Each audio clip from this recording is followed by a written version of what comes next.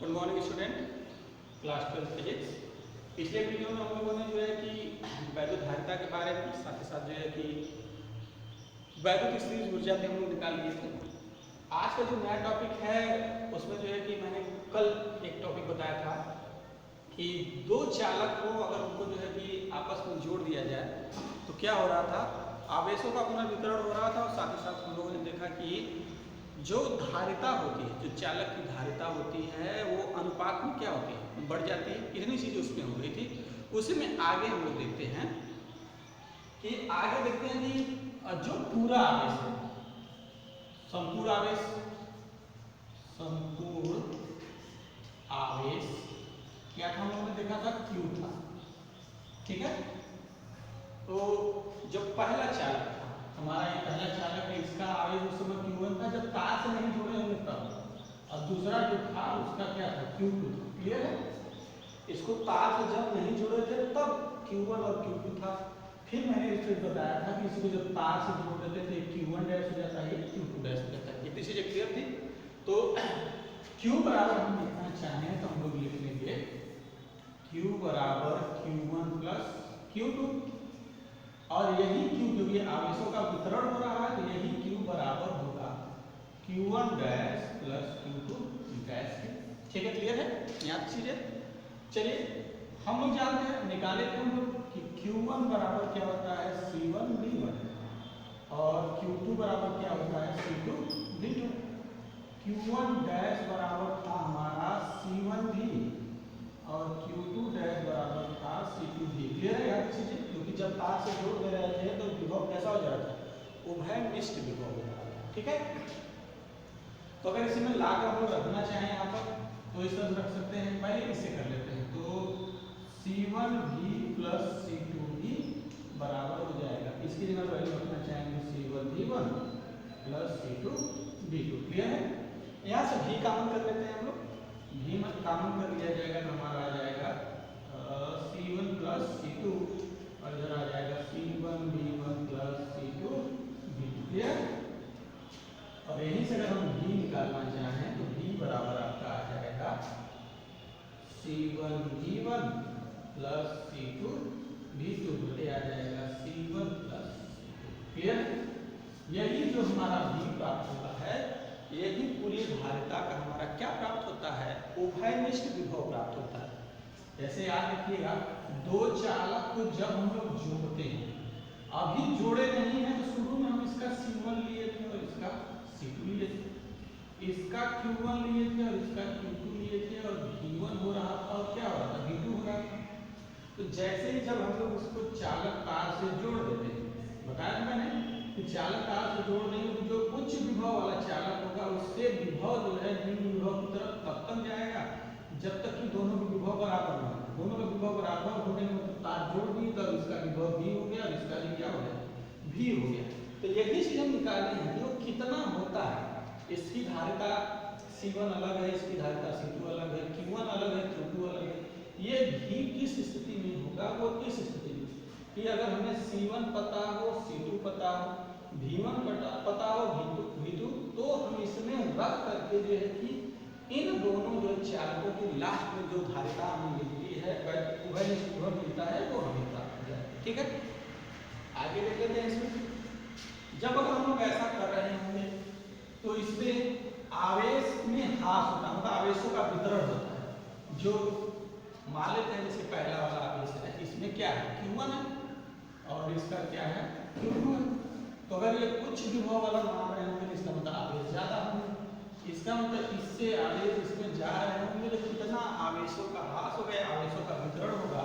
तो देख लीजिए आवेशों का वितरण,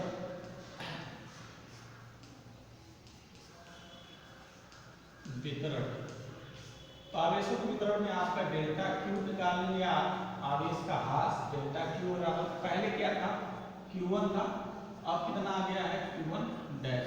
क्लियर है ये चीजें। तो Q1 अगर हम निकालना चाहें तो लिख देंगे C1 V1, और Q1 डैश निकालना चाहें तो ये आ जाएगा C1 V।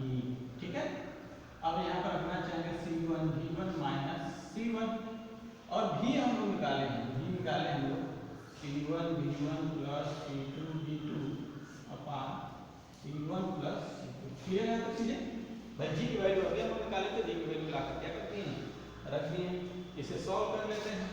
देखिए ये एलसीएम इसमें आएगा तो हम लिख देंगे C1 का स्क्वायर V1, ये हो जाएगा C1 का square V1 plus C1 C2 V1 minus, अगर इसको मल्टीप्लाई करना अच्छा तो ये हो जाएगा C1 का square V1 minus C1 C2 V2 और होल के नीचे आ जाएगा C1 प्लस C2। ठीक है, अब देखिए ये दोनों सेम दिख रहे हैं, ये दोनों क्या हो जाएंगे, कट जाएंगे।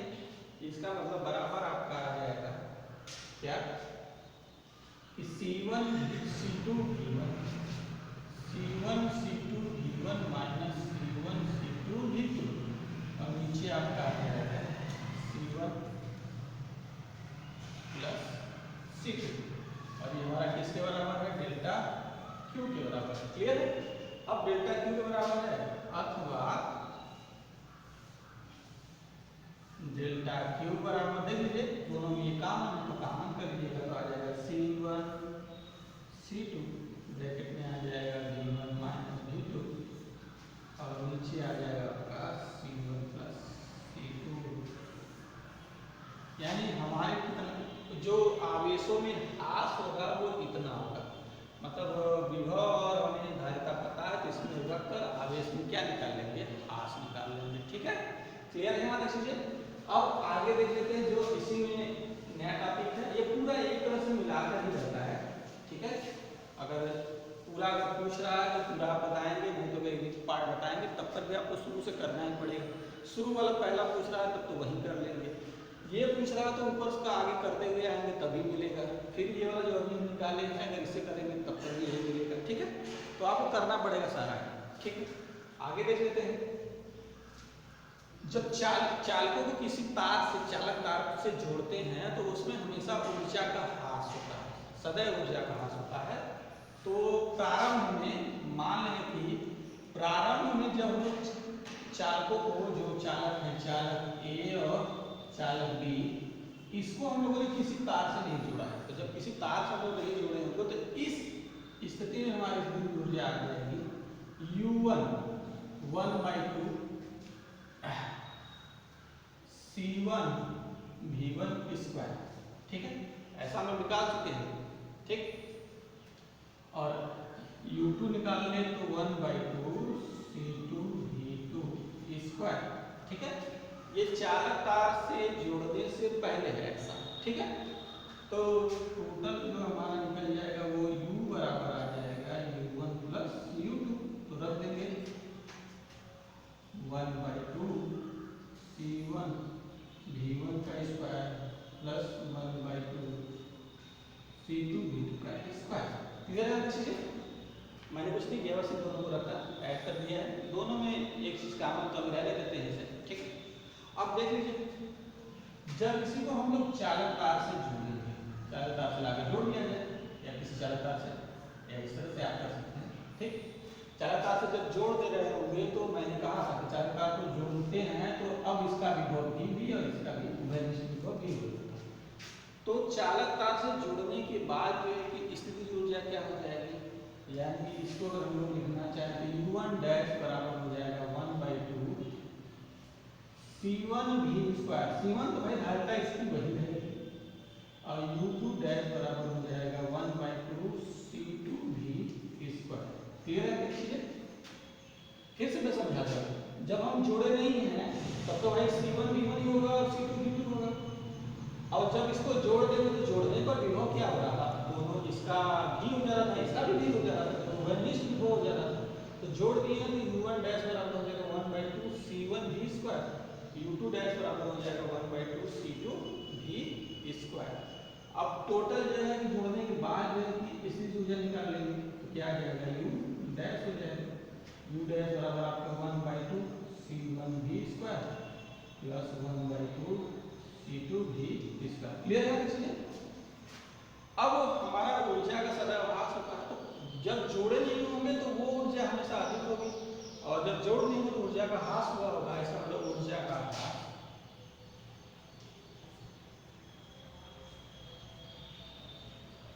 ऊर्जा का ह्रास बराबर हो जाएगा, ऊर्जा का ह्रास मतलब डेल्टा यू, तो u माइनस यू डैश, ये निकाले, ये u डैश है, ध्यान दीजिएगा यहाँ u निकाले, ये u डैश निकाले, इसे मैं इरेज कर दे रहा हूँ, ये हमें चाहिए तो इसे रख लेंगे, u माइनस यू डैश तो बराबर u हमारा कितना, ये 1/2 C1 V1 का स्क्वायर प्लस 1/2 C2 V2 का स्क्वायर, ये तो आपका u है। अब u डैश है तो इसे माइनस कर लेंगे, माइनस ब्रैकेट देते हैं 1/2 C1 V square plus 1/2 C2 V square, clear है? याद रखिए। अब इसे करेंगे क्या हम लोग, देखिए ये तो सब में कॉमन है, ये तो कर दिया जाएगा, यहाँ v स्क्वायर कॉमन, तो v स्क्वायर करते क्या है हम लोग कि v जो है जिस विभव होता है वो मान लाकर हम लोग क्या करते हैं यहाँ रख देते हैं, और मान लाकर रख देंगे हम लोग, जैसे ही मान रखा जाएगा तो इसे अगर आप लोग चाहें तो बिल्कुल आप लोग भी रख कर इसे जो है सॉल्व कर सकते हैं, बुकों में भी चीज़ें दी हुई हैं, जो मेन मेथड था वो मैंने आपको बता दिया है, ठीक है? यही इसे कॉमन करके यहाँ पर v का मान रख दीजिएगा, और v का मान रखकर जो है कि आप इसे क्या कर सकते हैं, आसानी से सॉल्व कर सकते हैं, ठीक है? तो चलिए इसके बाद जो है कि नेक्स्ट टॉपिक हम लोग का जो है कि अगले वीडियो को संधारित्र के बारे में बताया जाएगा, फिलहाल इतना ही, इसको चीज़ें अपना देख लीजिएगा, समझ लीजिएगा, ठीक है? Thank you.